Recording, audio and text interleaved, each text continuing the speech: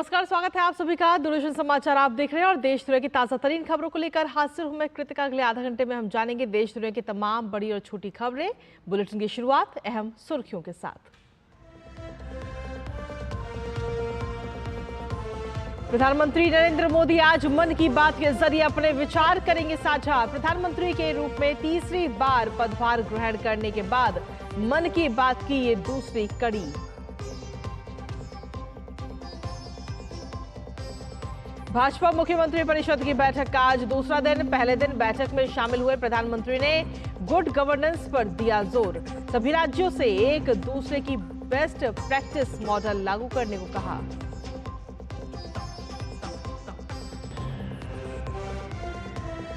विदेश मंत्री doctor S Jaishankar का आज से जापान का 3 दिवसीय दौरा। क्वाड देशों के विदेश मंत्रियों की बैठक में लेंगे हिस्सा।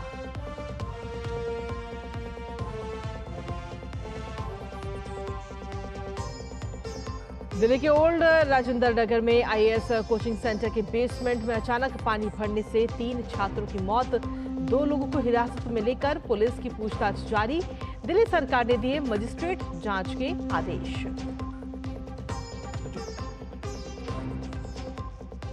नौ राज्यों को मिले नए राज्यपाल। संतोष कुमार गंगवार को झारखंड और त्रिपुरा के पूर्व उप मुख्यमंत्री जिष्णुदेव वर्मा को तेलंगाना का राज्यपाल बनाया गया। हरिभाऊ किशन राव बागड़े बने राजस्थान के राज्यपाल।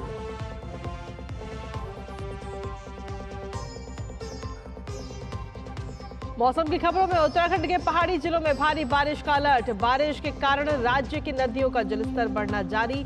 गुजरात, राजस्थान, महाराष्ट्र, गोवा, केरल और कर्नाटक में भी तेज बारिश की संभावना। अंतर्राष्ट्रीय खबरों में इजराइल के कब्जे वाले गोलन हाइट में फुटबॉल मैदान पर रॉकेट से हमला। बच्चों समेत 12 लोगों की मौत। इजराइल के प्रधानमंत्री ने हिजबुल्लाह पर लगाया आरोप। कहा, हमले को नहीं करेंगे नजरअंदाज। खेल की खबरों में पेरिस ओलंपिक के दूसरे दिन निशानेबाजी में आज Manu Bhaker 10 metre air pistol के फाइनल में पेश करेंगी अपनी चुनौती। महिला तीरंदाजी टीम की क्वालिफिकेशन दौर से आगे बढ़कर फाइनल में जगह बनाने की होगी कोशिश। भारत और श्रीलंका के बीच दूसरा T20 मैच आज। कल खेले गए पहले मुकाबले में भारत ने श्रीलंका को दी 43 रन से शिकस्त। आज 3 मैचों की सीरीज जीतने के इरादे से उतरेगी टीम इंडिया।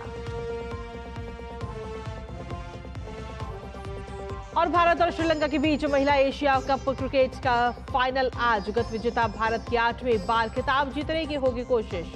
मेजबान श्रीलंका पहली बार ट्रॉफी उठाने का करेगा प्रयास।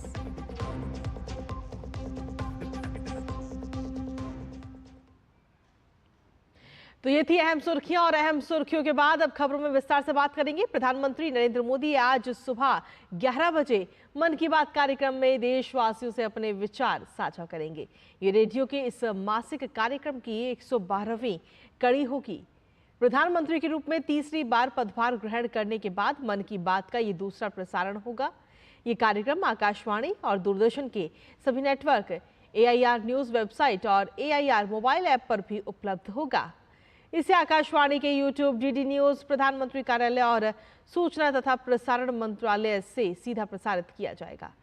हिंदी प्रसारण के तुरंत बाद सभी क्षेत्रीय भाषाओं में इसका प्रसारण होगा।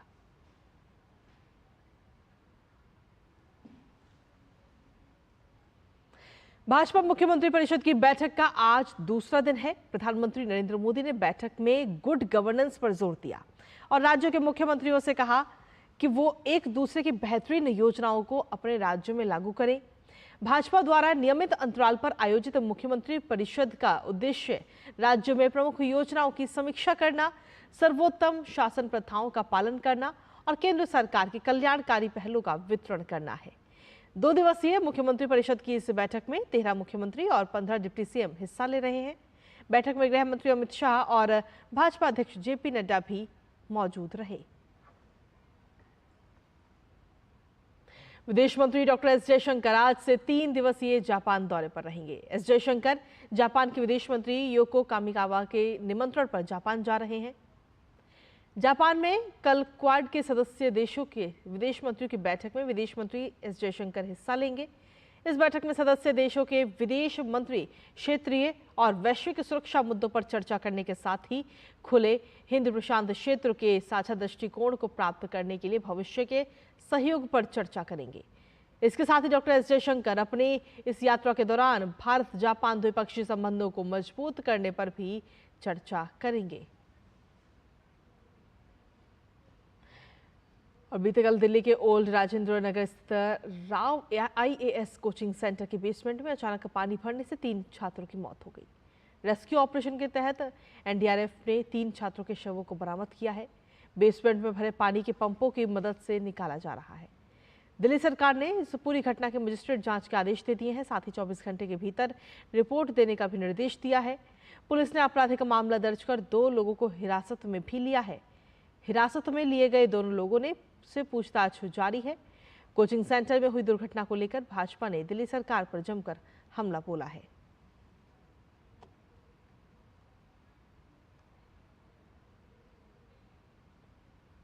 ओल्ड राजेंद्र नगर स्थित एक कोचिंग संस्थान के बेसमेंट में पानी भर जाने के कारण 3 छात्रों की मृत्यु पर छात्रों ने दिल्ली सरकार के खिलाफ विरोध प्रदर्शन किया है।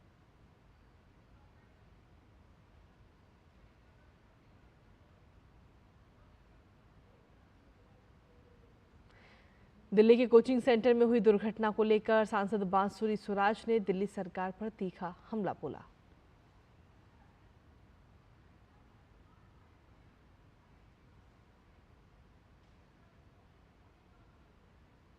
बार एक सप्ताह से बोल रहे हैं कि नाले की सफाई करवा दीजिए। नाले की सफाई अगर माननीय विधायक दुर्गेश पाठक जी और माननीय मुख्यमंत्री अरविंद केजरीवाल जी की सरकार ने कराई होती तो आज ये बेसमेंट जलमग्न नहीं होता और बच्चों की जान नहीं जाती। और ये पहला वाकया नहीं है। आप जानते हैं पिछले दिनों ही इसी तरह वाटर लॉगिंग और इलेक्ट्रोक्यूशन के कारण पटेल नगर में एक एस्पिरेंट की डेथ हुई है। उससे पहले 2 बच्चे जो दूध लेने जा रहे थे वो भी जलमग्न होकर इलेक्ट्रोक्यूशन के कारण उनकी डेथ हुई है। कब तक दिल्ली वासी अपने प्राण इस तरह खोते रहेंगे इनकी लापरवाही के कारण? वहीं दिल्ली के भाजपा प्रदेश अध्यक्ष वीरेंद्र सचदेवा ने अरविंद केजरीवाल और आम आदमी पार्टी पर तीखा हमला बोला। उन्होंने कहा कि अपने लालच और पैसों की भूख में अरविंद केजरीवाल ने दिल्ली का ये हाल किया है।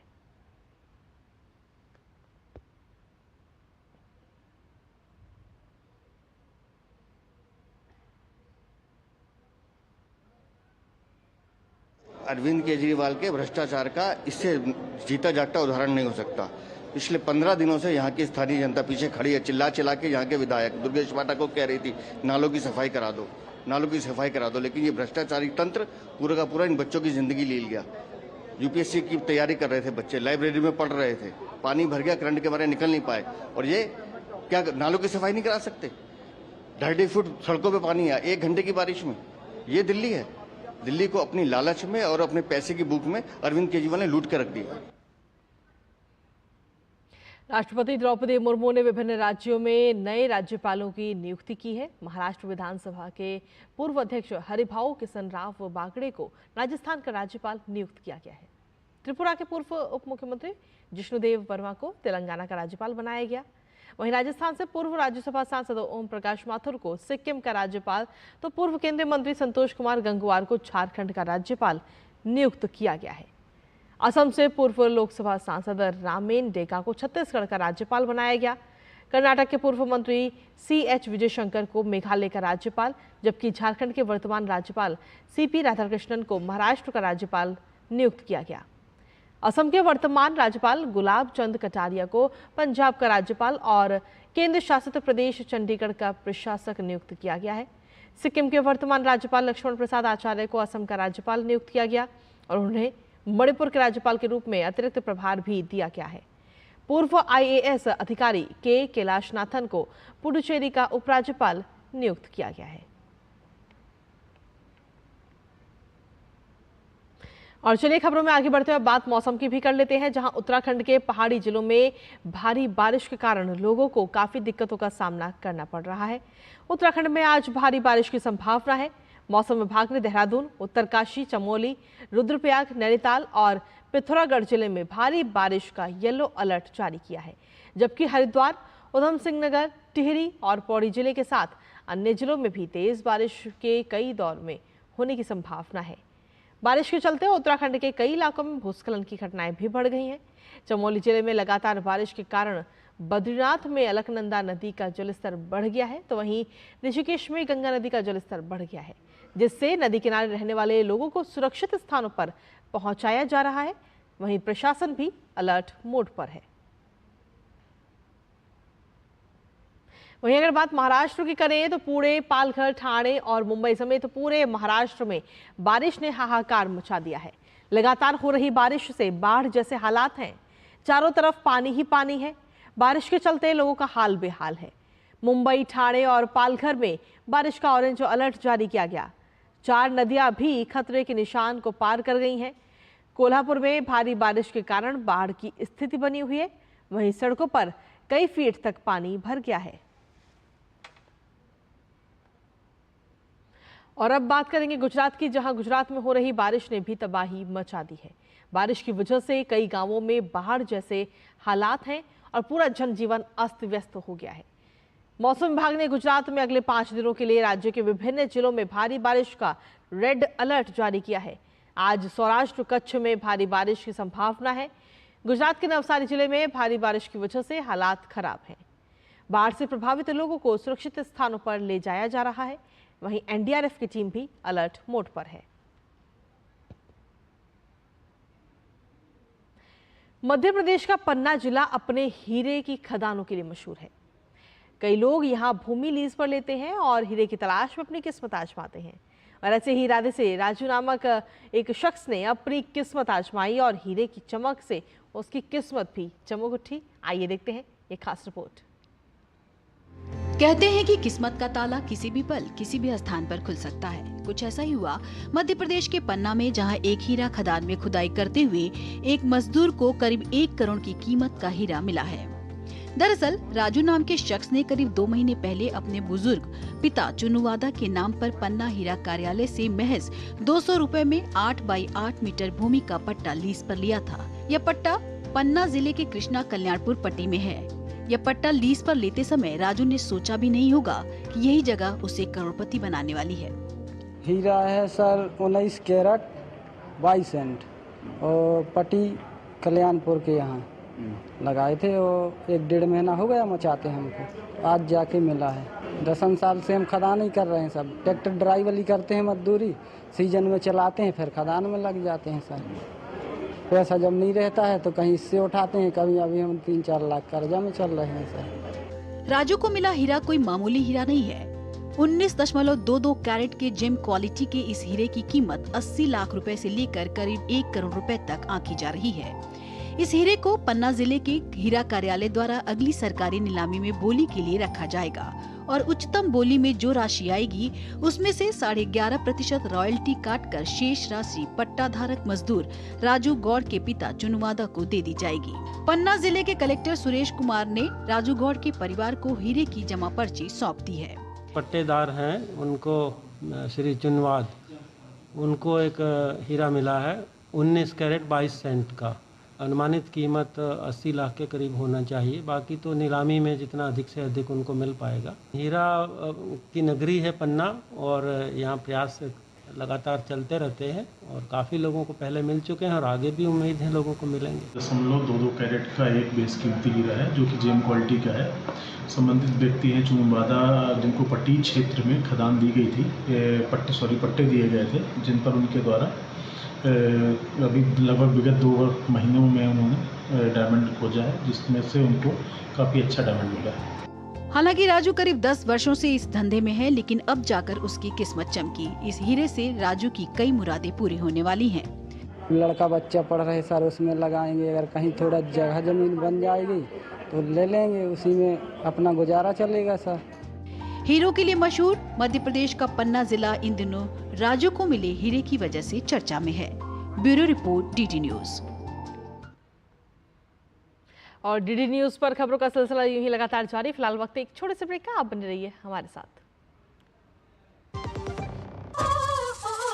वाली भोली भाली मेहनत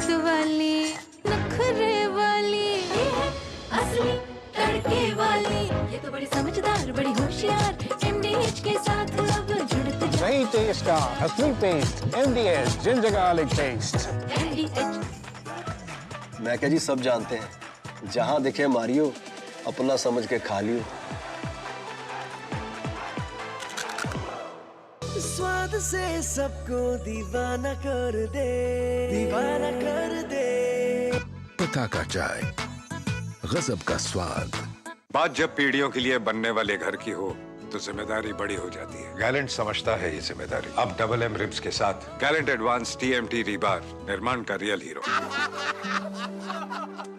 चुटकुला समझ नहीं आया? समझ तो ये नहीं आता कि खेत धान का या खरपतवार का। तो इसमें समझना क्या है दोस्त? ले आओ धान के खरपतवारों का स्पेशलिस्ट ग्रीन लेबल। IIL के ट्रैक्टर ब्रांड का ग्रीन लेबल, धान के खरपतवारों का स्पेशलिस्ट। और ब्रेक के बाद एक बार फिर से स्वागत आप सभी का। खबरों में आगे बढ़ेंगे। बीते दिनों नई दिल्ली में यूनेस्को की विश्व धरोहर समिति की बैठक हुई थी, जिसमें असम के मोईदाम को सांस्कृतिक श्रेणी में यूनेस्को विश्व धरोहर स्थल का दर्जा दिया गया था। ये भारत की 43वीं तो पूर्वोत्तर के राज्यों की पहली विश्व धरोहर है। ताई अहोम के जटिल अंत्येष्टि अनुष्ठानों को प्रदर्शित करते मोईदाम ईंट पत्थर से बने तहखाने हैं, जिनमें राजाओं और राजघरानों के अवशेष मौजूद हैं। आइए देखते हैं ये रिपोर्ट।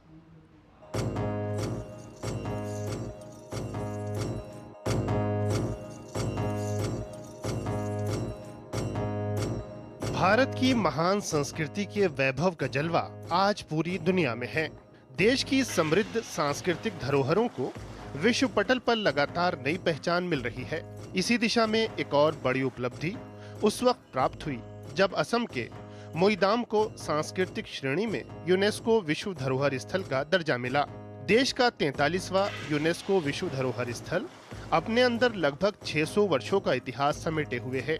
ताई अहोम के जटिल अंत्येष्टि अनुष्ठानों को प्रदर्शित करते मोईदाम ईंट पत्थर या मिट्टी से बने तहखाने हैं, जिनमें राजाओं और राजघरानों के अवशेष हैं। इन्हें विश्व धरोहर में शामिल किए जाने से पूर्वोत्तर की समृद्ध सांस्कृतिक विरासत को वैश्विक स्तर पर पहचान मिलेगी।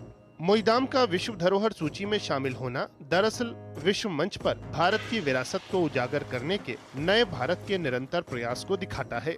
प्रधानमंत्री ने विरासत भी विकास भी की नीति के तहत सांस्कृतिक विरासत से जुड़े स्थलों के संरक्षण और विकास पर विशेष जोर दिया है। 10 वर्षों में 13 स्थलों को विश्व धरोहर सूची में शामिल किया जाना सांस्कृतिक विरासत के संरक्षण को लेकर मोदी सरकार की प्रतिबद्धता को दर्शाता है। इनमें मारू गुर्जर वास्तुकला शैली का बेहतरीन नमूना गुजरात के पाटण स्थित प्रसिद्ध बावड़ी रानी की वाव को 2014, कई तरह के वनों और लुप्त प्राय पशुओं की प्रजातियों वाले हिमाचल प्रदेश के कुल्लू जिले में स्थित महान हिमालयी राष्ट्रीय उद्यान को भी 2014, सदियों पुराने एक मठ और शैक्षिक संस्थान के पुरातत्विक अवशेषों को सहेजे बिहार के नालंदा महाविहार पुरातत्व स्थल को 2016, प्राचीन वनों, घाटियों, झीलों और शानदार पर्वतों की अनूठी विविधता वाले सिक्किम के कंचनजंगा राष्ट्रीय उद्यान को 2016, रचनात्मक प्रतिभा की उत्कृष्ट कृतियों वाले चंडीगढ़ कैपिटल कॉम्प्लेक्स को 2016, समृद्ध वास्तुशिल्पीय विरासत को प्रदर्शित करते अहमदाबाद के ऐतिहासिक नगर को 2017, 19वीं और 20वीं सदी के दौरान आधुनिकीकरण के साक्षी मुंबई के विक्टोरियन और आर्ट डेको एंसेम्बल को 2018, स्थानीय वाणिज्यिक, शिल्पकारी और सहकारी परंपराओं को समेटे राजस्थान के किलानुमा शहर जयपुर को 2019, 13वीं शताब्दी की अनुपम स्थापत्य कला के प्रतीक तेलंगाना के काकतीय रुद्रेश्वर रामप्पा मंदिर को 2021, हड़प्पा सभ्यता के दक्षिणी केंद्र गुजरात के कच्छ की भचाऊ तालुका स्थित पुरातत्व स्थल धोलावीरा को 2021, यूरोपीय आधुनिकतावाद से अलग एशियाई आधुनिकता के दृष्टिकोण का प्रतिनिधित्व करते पश्चिम बंगाल के शांति निकेतन को 2023 और कर्नाटक के 13वीं सदी के बेलूर, हलेबीड और सोमनाथपुर के प्रसिद्ध होयसल मंदिरों को 2023 में जगह मिल चुकी है। सांस्कृतिक धरोहर स्थलों के संरक्षण के साथ साथ सैकड़ों बहुमूल्य कलाकृतियों को देश वापस लाना भी मोदी सरकार की बड़ी उपलब्धि रही है। अब तक 350 से अधिक ऐसी कलाकृतियों को वापस लाया जा चुका है। मोदी सरकार के इन ठोस प्रयासों का ही परिणाम है कि आज पूरी दुनिया के लोग भारत की इस शानदार सांस्कृतिक विरासत से रूबरू होने के लिए उमड़ रहे हैं। Bureau report, DD news. और अब बात करते हैं अंतर्राष्ट्रीय खबर की, जहां इजराइल के कब्जे वाले गोलन हाइट्स में फुटबॉल मैदान पर रॉकेट हमले में बच्चों समेत 12 लोग मारे गए हैं। इजरायली सेना ने रॉकेट हमले के लिए लेबनानी समूह हिजबुल्लाह को जिम्मेदार ठहराया है। हालांकि ईरान समर्थित समूह ने फुटबॉल मैदान पर हमले में किसी भी तरह की संलिप्तता से इनकार किया है। इजराइल के प्रधानमंत्री बेंजामिन नेतन्याहू ने बयान जारी कर कहा कि वो मस्जिद शम्स में हिजबुल्लाह के जानलेवा हमले के बाद की भयावह तस्वीरें देखकर स्तब्ध हैं। साथ ही उन्होंने कहा कि वो इजराइल पहुंचने पर सुरक्षा कैबिनेट की बैठक बुलाएंगे। साथ ही उन्होंने ये भी कहा कि वो इस घटना को चुपचाप नहीं जाने देंगे और इसे नजरअंदाज नहीं करेंगे।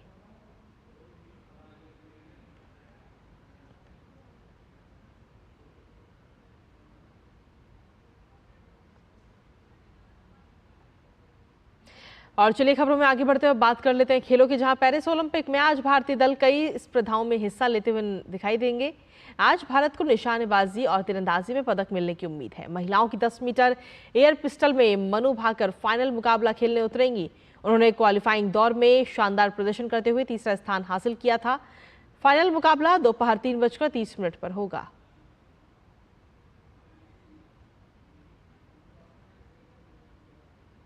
वहीं पेरिस ओलंपिक विलेज कई मायनों में खास है। ये ऐसा पहला ओलंपिक होगा जिसमें पूर्णतः लैंगिक समानता देखने को मिल रही है। इसके अलावा कार्बन उत्सर्जन में भारी कमी करना भी इनका प्रमुख उद्देश्य है, जिसके तहत पूरे खेल गांव को इको फ्रेंडली बनाया गया है। 16,000 कार्डबोर्ड बिस्तरों वाला ये गांव पर्यावरण मित्रता की दिशा में एक महत्वपूर्ण कदम है। 60% से ज्यादा शाकाहारी विकल्पों को भी यहाँ शामिल किया गया है। आइए देखते हैं हमारे संवाददाता मुकेश शुक्ला की पेरिस से ये बेहद ही खास रिपोर्ट।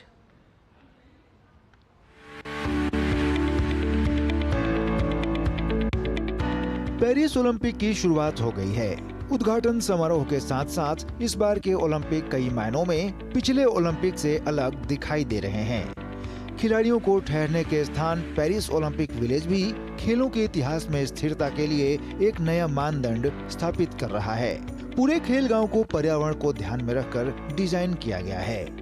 इसमें 16,000 कार्डबोर्ड बेड हैं, जो आयोजन को और अधिक पर्यावरण अनुकूल बनाने की दिशा में एक बड़ा कदम है। ओलंपिक विलेज में तैयार किए जा रहे खाने में भी बड़ा बदलाव किया गया है। कार्बन फुटप्रिंट को कम करने के लिए 60% से अधिक भोजन विकल्प शाकाहारी हैं। प्रतिदिन लगभग 40,000 लोगों के लिए खाना तैयार किया जा रहा है।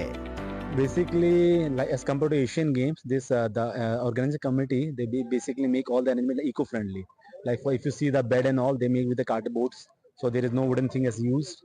And plus the cooling facility, basically they use the groundwater system. The internal pipelines are going inside the walls, and they have provided. I am thankful to our IOC committee. They have provided a pedestrian fan to each and every room, and the weather is so pleasant as compared to our India. Plus the food quality is good. Earlier they were facing problem, but now everything is managed so well, and we are getting too much good facilities from IOC India. Eco friendly भी है और सब एक साथ भी रह रहे हैं, तो काफी अच्छा है सर। ओलंपिक गांव में आरामदायक वातावरण सुनिश्चित करने के लिए एक उन्नत एयर कूलिंग प्रणाली अपनाई गई है। इस प्रणाली से हवा के तापमान को नियंत्रित करने के लिए जमीन के ठंडे पानी को इस्तेमाल किया जा रहा है। छत पर लगे सौर पैनल नवीकरणीय ऊर्जा के उपयोग को बढ़ाते हैं।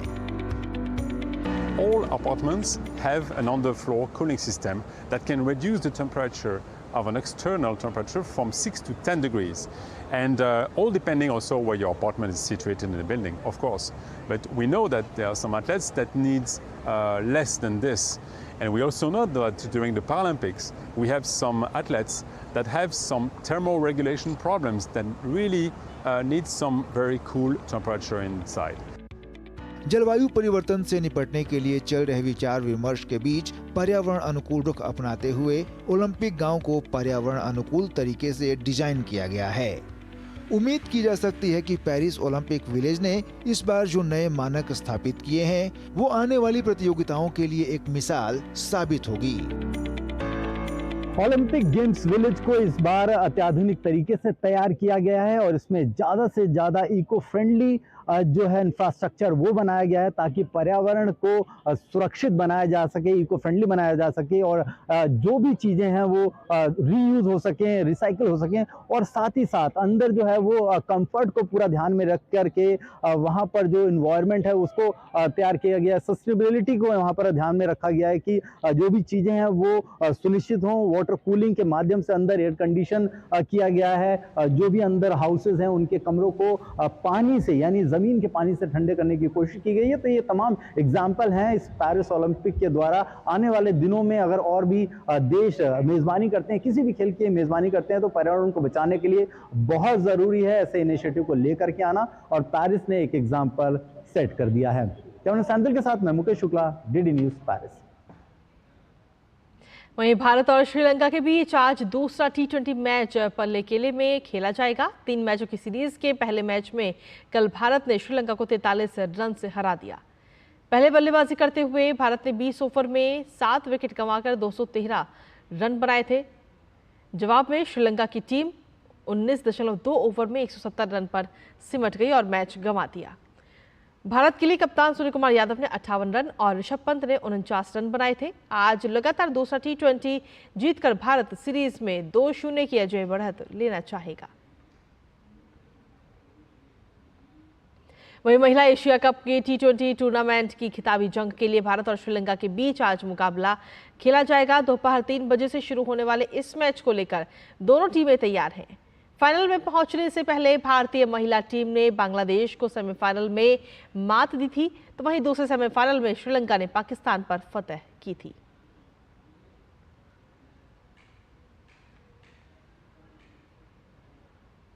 और इसी के साथ फिलहाल मेरे साथ अभी इस बुलेटिन में इतना ही, लेकिन जाते जाते आपको छोड़ जाते हैं देश भर के मौसम के हाल के साथ। नमस्कार।